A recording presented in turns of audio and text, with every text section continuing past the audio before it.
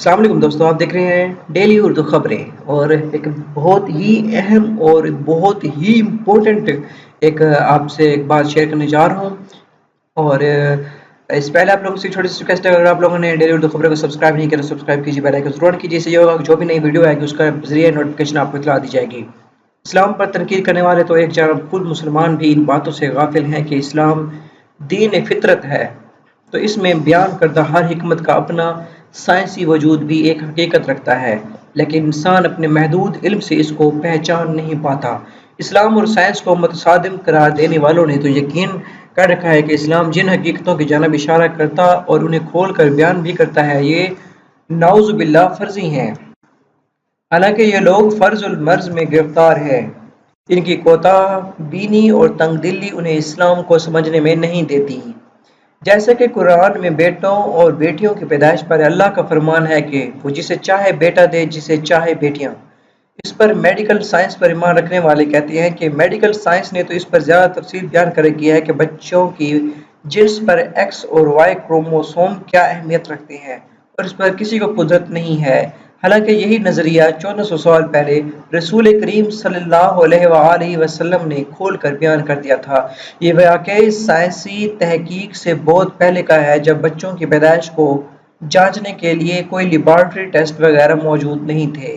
یہ علم اللہ نے اپنے نبی صلی اللہ علیہ وآلہ وسلم کو عطا کیا تھا کہ آپ صلی اللہ علیہ وسلم یہودیوں کے اس گروہ کے سوال پر یہ حقیقت بیان فرمائیں کہ لڑکی اور لڑکے کی پیدائش میں عورت کے بیوی اور مرد کے جرثومے کیا کردار ادا کرتے ہیں۔ صحیح بخاری میں اس سے متعلقہ حدیث کے مطابق یہودیوں نے رسول اللہ صلی اللہ علیہ وسلم سے اسلام قبول کرنے کے لیے ایسے سوالات پوچھے تھے کہ جن میں سے ایک سوال یہ تھا: اب ہم پوچھتے ہیں کہ عورت مرد کے پانی کی کیا کیفیت ہے اور کیوں کبھی لڑکا پیدا ہوتا ہے اور کبھی لڑکی؟ آپ صلی اللہ علیہ وسلم نے فرمایا: سنو، مرد کا پانی گاڑھا اور سفید ہوتا ہے اور عورت کا پانی پتلا اور زردی مائل ہوتا ہے، جو بھی غالب آ جائے اسی کے مطابق پیدائش ہوتی ہے، اور شبیہ بھی۔ جب مرد کا پانی عورت کے پانی پر غالب آ جائے تو حکم الہی سے اولاد نرینہ ہوتی ہے، اور جب عورت کا پانی مرد کے پانی پر غالب آ جائے تو حکم الہی سے اولاد لڑکی ہوتی ہے۔ دوسری حدیث کے الفاظ یوں ہیں کہ جب مرد کا پانی عورت کے پانی پر سبقت کر جاتا ہے تو لڑکا پیدا ہوتا ہے، اور جب عورت کا پانی مرد کے پانی سے سبق لے جاتا ہے تو لڑکی ہوتی ہے۔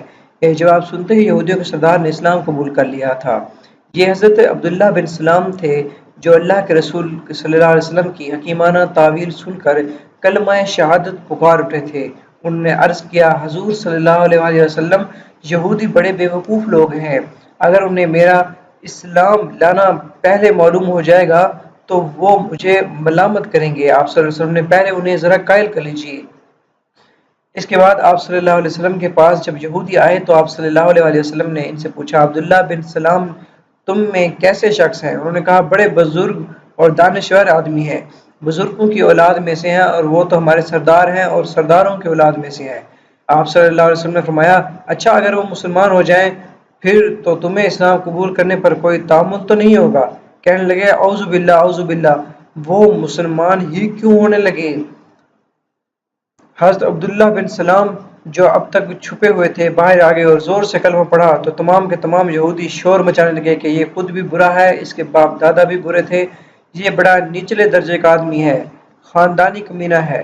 حضرت عبداللہ رضی اللہ تعالیٰ عنہ نے فرمایا: حضور صلی اللہ علیہ وسلم، اسی چیز کا ڈر تھا، یہ لوگ جھٹلانے والے ہیں۔ یہ تھیں کچھ احادیث کرام، آپ ان حدیث کو شیئر کیجئے، کیونکہ حضور پاک صلی اللہ علیہ وسلم نے فرمایا: جو میری حدیث سنے اور اسی طرح ویسے کہ ویسے ہی دوسروں تک پہنچائے، اللہ اس کے چہرے کو خوش و خرم تر و تازہ رکھے۔